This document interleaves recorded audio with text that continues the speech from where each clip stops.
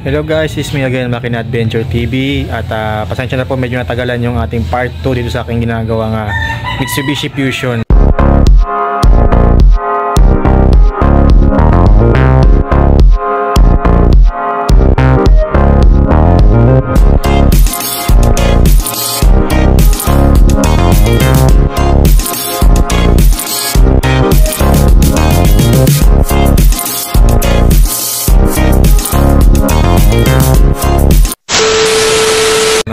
So sa video po na to, hindi ko na po ito pinakita sa inyo kung paano i-assemble yung makina. Nakita nyo po, assemble na.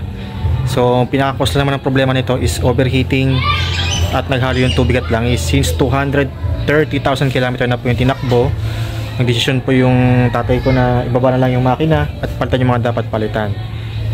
At saka kung makita nyo guys, yan po yung sasakyan ng tatay ko, no? So pinawash over na po para totally maging maganda na yung sasakyan after na magawa na itong makina. So ayan, pinawash over na po ng tatay ko para para maging mukhang bago ulit. So abangan nyo yung final result ng ating gagawin.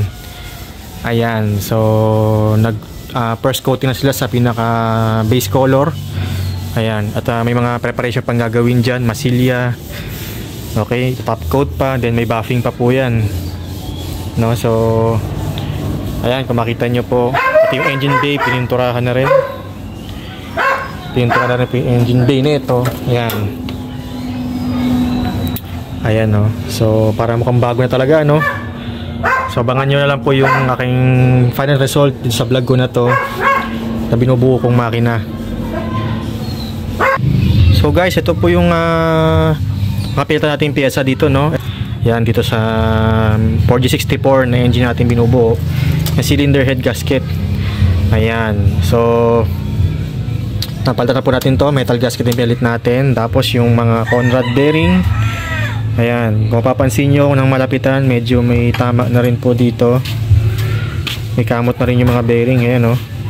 Kaya pinalitan na natin. Ayan. So sinabi na natin kasi nagbaba din naman tayo ng makina. Kaya okay, tama na rin na ginawa natin na pinalitan natin. Ito may tama na rin, no? Ayan, no? May kayod. So medyo hindi kasi to regular mag change oil kaya ayan po yung nangyari. Tsaka kung papansin nyo yung mga oil gallery nya sa sigunyal or doon sa block na dinadaanan ng langis, medyo barado po ng mga putik, mga sludge. Hindi nakakadaan ng maayos yung mga langis. So ito naman yung sa main bearing. Yan, palitan na rin po tayo. Yan, tapos piston ring. May barya pa, oh. Piston ring, yan, nagpalitan rin tayo. Bago na po yung set sa piston ring set natin. Tapos itong mga hydraulic lifters, nagpalit na rin po tayo. Kasi ang sira po dito is 4. Ayan po, makita nyo, yung tanggal na po yung cover sa taas. So mag-iingay po kasi ito pagka wala po yung cover na yun. Ayan, oh. Babaklas na po yung mga plastic nya na retainer. Ayan, kaya palit na po tayo. So 4 lang yung pinalitan ang may problema, pero pinalitan na natin lahat para maganda na po yung takbo nya at wala pong ingay sa makina. Ito yung hydraulic lifters. Yan. Bali ang mag-isa po nito ay nasa 350. So this is na piraso, times nyo lang kung magkano. Tapos ito yung kanyang mga, ayan, sa overhauling gasket, nagpalit tayo ng oil seal, crankshaft oil seal, spark plug gasket. Ayan, yung mga oil seal na yan. Pati po dito sa valve cover, nagpalit na tayo ng valve cover gasket. Ayan, so overhauling kit, main bearing, connecting rod bearing, head gasket, valve lifters, at saka itong piston ring. Ayan po yung mga pinalitan po natin. So ba't tayo palit ng piston ring? Medyo malaki na po yung clearance, end gap clearance nya, malaki na rin, no? So kaya nagpalit na po tayo. So ito na po yung makina. Yan, so ito yung cylinder head. Pina-reface natin yung ilalim, pina-hydro test natin kung may crack. So far so good, wala naman. Tapos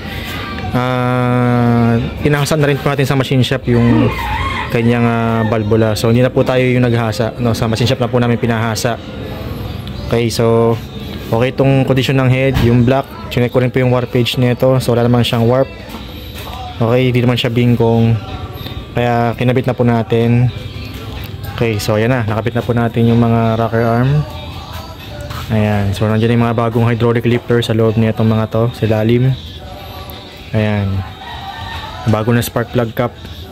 Ay, spark plug oil seal. Yan, bago. 4. 1, 2, 3, 4. Yan. Ayan, so okay, makita nyo may oil pan na siya. Tapos ayan, so kinabit muna natin yung kanyang crank pulley. No, kasi ito kanina medyo baluktot kasi ito. Ito tong part na yan, medyo baluktot kanina. So tinuwid natin. Baka tumama doon sa crankshaft sensor no? Baka mas nasira kasi yung original dahil malutong na yung plastic.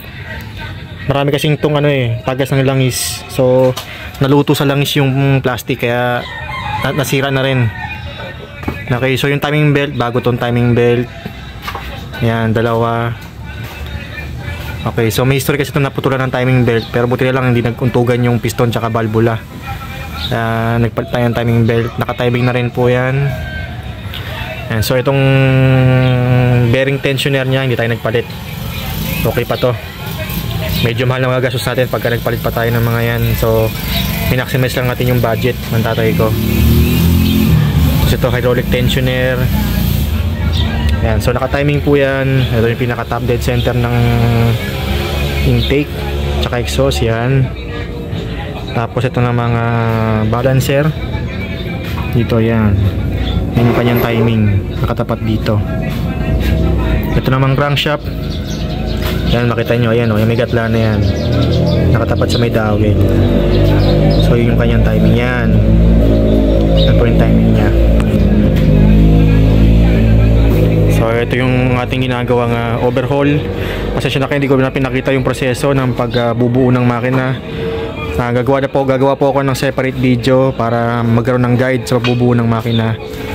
Okay, so yung water pump, hindi po ito bago, nalinis lang po ito. Okay pa naman. So yun, so isasalpak lang po ito sa makina, sa kanyang sasakyan dito. Ilalagay na lang po yan dyan once dumating po yung crankshaft sensor. Yun lang po inaantay natin para malagyan natin yung mga cover dito at yung valve cover, no, para maisarado na po natin ang buo talaga to. Tapos yung intake tsaka exhaust manifold, paglagay na lang po sa makina, doon na lang po natin kakabit para hindi masyadong mabigat, kasi medyo masikip, tatama doon sa may engine cowl pagka sinabay-sabay natin ng ganyan. Abangan nyo na lang po yung part 3 sa ating ginagawang project na Mitsubishi Fusion. Okay, this is Makina Adventure. God bless.